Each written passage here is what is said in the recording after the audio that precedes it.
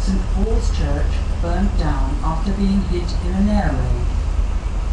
After World War II, the church was one of the first buildings in Frankfurt to be rebuilt as a sign of peace and the symbol of the cradle of democracy.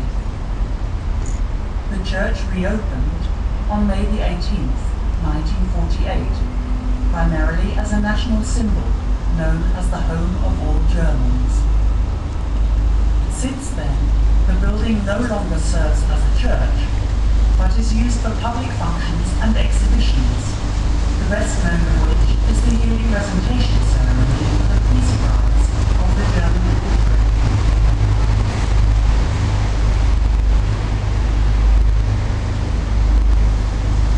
Liebe Gäste, wir legen gleich wieder am Eisensteg an.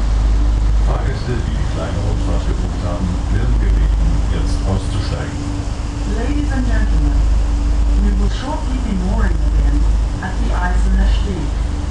Passengers who have booked a short cruise are kindly requested to disembark here. Verehrte Fahrgäste, wir bedanken uns für Ihren Besuch an Bord, wünschen noch einen angenehmen Tag und würden uns freuen, Sie bald wieder als Gäste der Primuslinie an Bord begrüßen zu dürfen. Vielleicht bei einer Ganztagsfahrt in Richtung Aschaffenburg oder Rüdesheim, einem abendlichen